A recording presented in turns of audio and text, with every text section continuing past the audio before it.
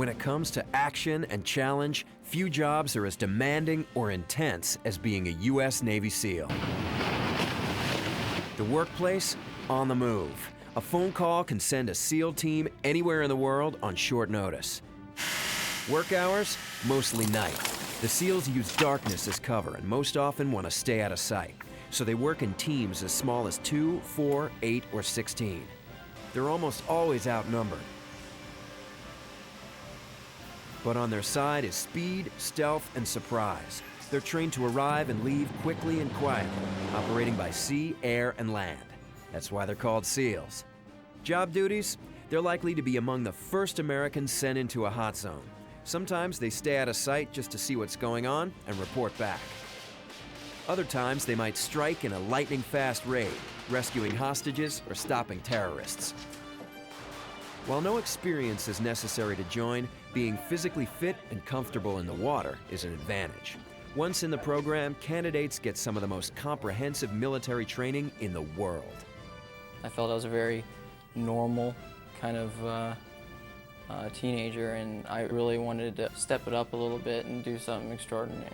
After going through college, looking at all the options that I had, trying a job in the business world, I had a very good job and I enjoyed it, but I didn't feel like I was really doing anything worthwhile. I didn't feel like I was making a difference. What makes this a unique job? That's what the next 20 minutes are all about. You're gonna see what it's like to be a U.S. Navy SEAL. The career of a SEAL starts here, at the Naval Special Warfare Center just outside San Diego. It's the home of BUDS, or Basic Underwater Demolition SEALs Training. This little piece of lettuce in a real-life situation could give you away. BUDS lasts 6 months. It's been called the most physically demanding training in the military. Candidates need to pass a tough physical fitness test just to make it here. Then the first few weeks of BUDS prepares them for their first big challenge, Hell Week.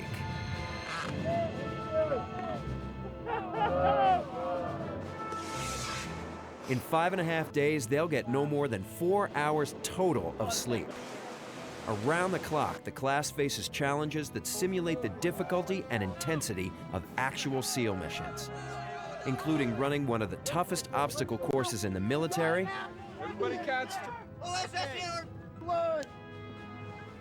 and having to land rubber boats at night in high surf against unforgiving rocks. The training is made even more challenging due to sleeplessness, exhaustion, cold temperatures, and often a range of potential injuries. Doctors check each student twice a day to be sure they're fit to continue. Any significant injury, and the student is pulled out of Hell Week. BUDS is terrifying. It's gratifying. Cold, wet, miserable. What you go through every day challenges you more than you've ever been challenged in your whole life. I'm going to thank my instructors for being able to push me past my limits. What your body can accomplish is really far more than what you previously had thought. There's nothing you can't do. And then not being able to sleep and just, falling asleep standing up. During Hell Week, I found I could fall asleep while I was underneath the boat while running. Get the log up. Not every student can push himself hard enough to succeed. In fact, 2 out of 3 students quit during this 6-month BUDS course by ringing this bell. Their helmets stay behind as a reminder to their classmates. What drives the students who do make it?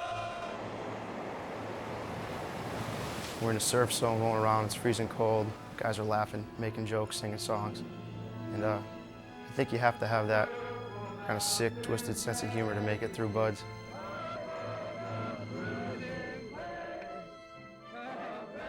The worse it gets, the more funny it is. The guys here are some of the best guys in the world, I think. You cannot make it through this place by yourself. To have those guys there beside you, helping you, encouraging you, when 3 days into Hell Week with no sleep, you are at your absolute low, and the guy next to you says, come on, we can make it 1 more hour. And the next day, you're saying the same thing to him, is what makes it possible, and is what makes them the best friends you're gonna find. You don't get through BUDS as an individual. You get through BUDS as part of a team. But who ends up on that team is difficult to predict. Some of the most accomplished athletes drop out, and the least athletic candidates, if they have the SEAL never quit attitude, come through. There have been over 12,000 people who have done this in the past and have completed this training successfully. It is not out of reach of anyone who is in good health and who is physically fit to get through this training. The training is 90% mental and 10% physical. So in order to prepare yourself physically and mentally to come into BUD/S, we actually have a website. And it would be good if any prospective candidate could get on that website and see the type of workouts that we ask them to do and to follow them to the letter of the law.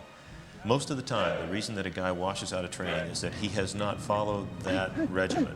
I will have guys who will come in and proudly proclaim that they've been running 10 miles a week, when you go into first phase and you'll be running 10 miles a day. And it only gets tougher from there.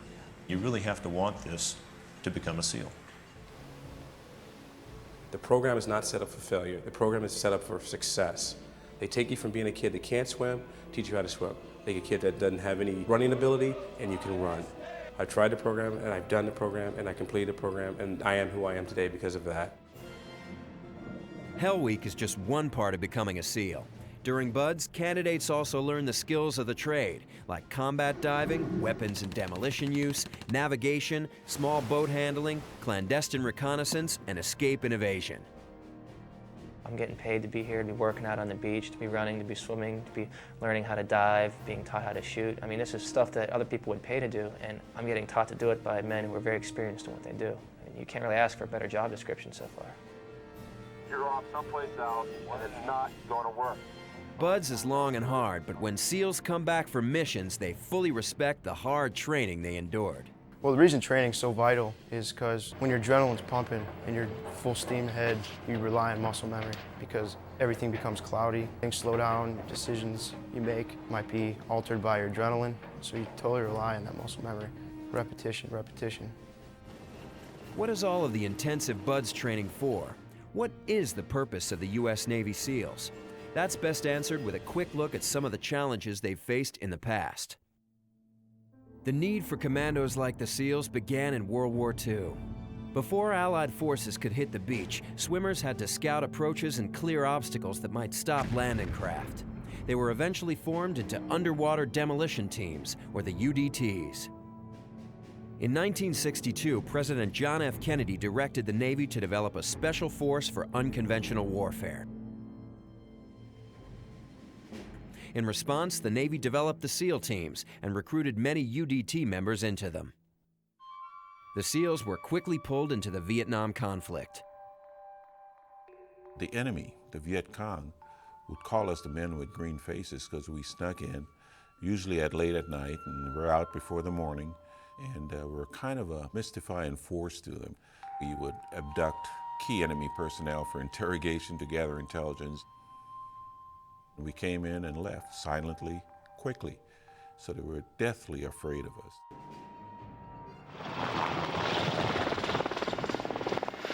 The SEALs became one of the most decorated combat units in Vietnam. One reason why is men like Mike Thornton. Petty Officer Thornton and his teammate, Lieutenant Tom Norris, were inserted into enemy territory from the water. They ran into an intense firefight with North Vietnamese regulars and got separated. When Thornton asked the South Vietnamese fighting alongside him where Norris was, they told him, shot dead. Thornton said, "We're not leaving him." And Mike, by himself, went back in several hundred yards, found Tom Norris, who was gravely wounded, just barely conscious, killed several North Vietnamese that were right with Tom Norris at the time, threw some grenades, did some firing, opened up a hole, grabbed Tom Norris, threw him over his shoulder, and ran back to the beach through a hail of gunfire, took him through the surf zone, and swam him out to sea, where a boat rescued them. Mike very easily could have said, well, I guess he's dead and it's too dangerous to go back and get him. That's the mindset of our community. It doesn't make any difference what the risks are. The teammate needs help, you go help. For saving Tom Norris's life, Petty Officer Mike Thornton received the Congressional Medal of Honor and carried out a SEAL tradition that continues to this day. No SEAL has ever left a teammate behind on a mission, alive, wounded, or dead. SEAL teamwork was tested again on the Caribbean island of Grenada in 1983. They were part of a fast raid to stop a growing Cuban military threat. Commander Donald K. Erskine led a team of 12 SEALs, half of whom he hadn't worked with closely before, on a mission to take over a radio station.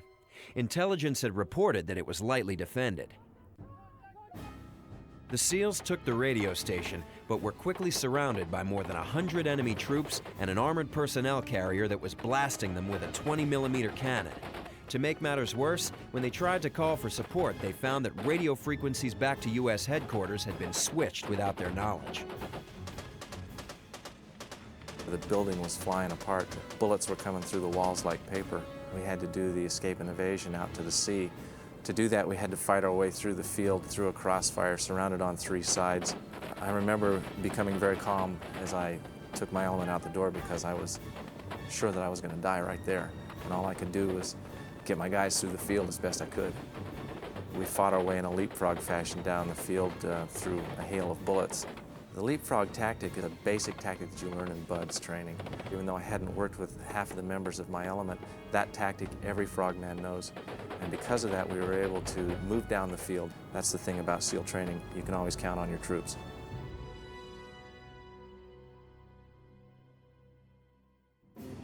When the bullet hit me, I'm over 200 pounds. It picked me up off my feet. I thought I'd lost my entire arm. With his right elbow severely injured, Erskine led his team through a barbed wire fence and thick jungle to a cave overlooking the sea. Waiting for darkness, they had to lay low and avoid both enemy scouts walking inches over their heads and American gunships blasting their position, thinking they were dead. At 3 a.m., they swam out to sea, where 5 hours later they were pulled from the water by a Navy ship. On board, after being awake for 48 hours straight, Commander Erskine accounted for all of his men before passing out from the pain of his injury. We'd have fought to the last man to protect each other. That is something that is a quality that you come to BUD/S with, but it's also built upon because of the nature of the training and the bond that's formed. Today, the SEALs could be sent anywhere in the world on short notice. A new generation is fighting a new war. After September 11th is when everything came to realization, like, this is it, this is the deal, and we are ready. Right before we got on the plane to go into Afghanistan, the general in charge of special operations came up and gave us a speech, and he's like, you know, you can do your busy work all day long, and you could tie your shoelaces a million times, and check your knife and sharpen your knife 100 times, but at some point in the day, you're gonna have to make peace with yourself. And that kept on running through my mind as we were flying into Afghanistan. Yeah, I was nervous and definitely stopped to make peace with myself. The SEALs, some of whom were in high school just a few years earlier, were among the first U.S. troops sent into Afghanistan. Shortly after September 11th, a SEAL platoon was ordered to scout the area that would eventually become known as Camp Rhino. When we first got there, it was freezing. I had this problem with my goggles. They kept fogging up, and I was a driver, so I kept on having to stop and clean my goggles off. As we were moving, my biggest fear wasn't coming into contact. I'd say it was more driving through minefields. Desert patrol vehicles like these were one of the tools available to the SEALs in Afghanistan. I didn't sleep for about 4 or 5 days out there. I was up the entire time. And you go through your rotation, you do your job, and then you could sleep. I don't think one guy slept the entire time out there. Now that it's over, I really want to go back over. I'd do it again in a heartbeat, because it's our job. What makes the SEALs so effective? One advantage is that SEAL teams can get to their objective and leave with speed and stealth. From the sea, they ride in small craft driven by Special Warfare Combatant Craft Crewmen, or SWICCs. Being a SWIC is a separate job from being a SEAL. It has its own demanding but shorter training program. If you want a challenge in your life and you want to be able to go 50 knots on the water in the middle of the night, then this is the course for you. When we start our jobs, most people are coming home from work and we're launching our boats. When they're getting up in the morning, we're coming in from a mission. It's a lot of fun, just a great place to be. One of the boats the SWICCs pilot for SEAL missions is the Mark V Special Operations Craft. It can carry as many as 16 commandos up to 600 miles. 2 virtually silent water jet engines blasted ahead at more than 50 knots. If the boat runs into enemy fire, the driver can use the joystick like a fighter pilot to fly it back and forth in an evasive maneuver called yanking and banking.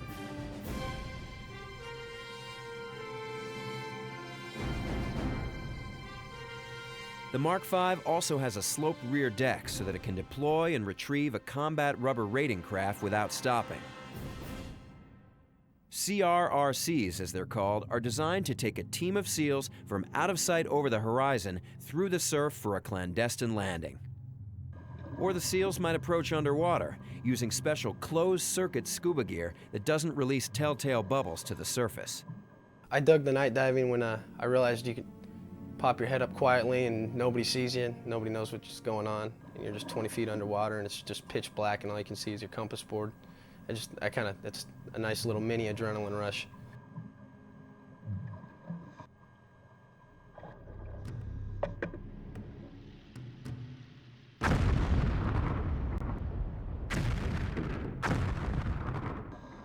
Another way to travel underwater is aboard a SEAL delivery vehicle, launched and recovered from a dry deck shelter mounted on a U.S. Navy submarine.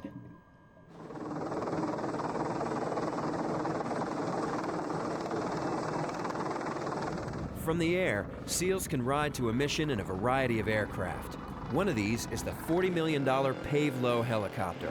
It can fly in the dark as fast as 150 miles per hour just 100 feet off the ground. If detected, its guns can lay down 4,000 rounds per minute over an area the size of a football field. A technique called fast roping can put a team of SEALs on the ground in seconds.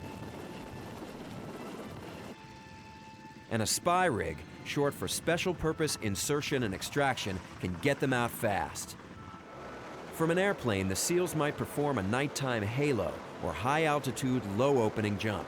They exit the plane as high as 30,000 feet, then deploy their main chute as low as 3,000 feet to avoid detection. Biggest adrenaline rushes are definitely your air operations, free fall jumps. You're usually carrying 60 to 80 pounds of gear on your body, and that makes you very unstable. You're always constantly rehearsing in your head what you're going to do as you exit the bird. You get your call to go, you do your proper exit, you just see the earth screaming at you at 130 miles an hour.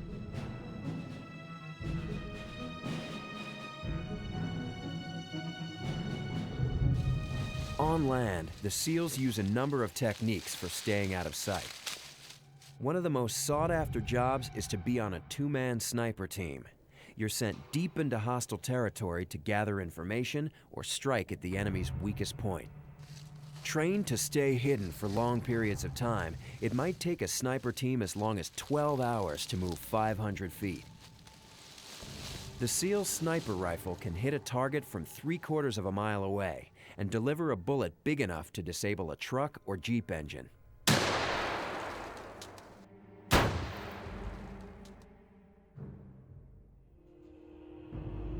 Another area of SEAL expertise is close quarters combat, which is often needed for counter-terrorist or hostage rescue missions. The SEALs train to move in a line, leapfrogging around their teammates to cover all angles, communicating silently by touch and hand signals. But tools and technology aren't the SEAL team's real strength.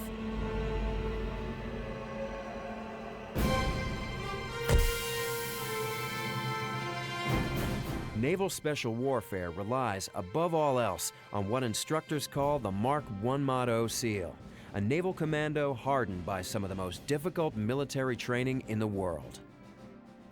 SEALs are confident, and they're cocky, and they're very, very good at what they do. And I would say to tell a SEAL he'll fail, a SEAL won't believe you, because he won't go out unless he knows he has a chance of success, and he always goes out. For more information about Naval Special Warfare operators like the SEALs or SWICCs, or to see what it takes to join these programs, check out these websites.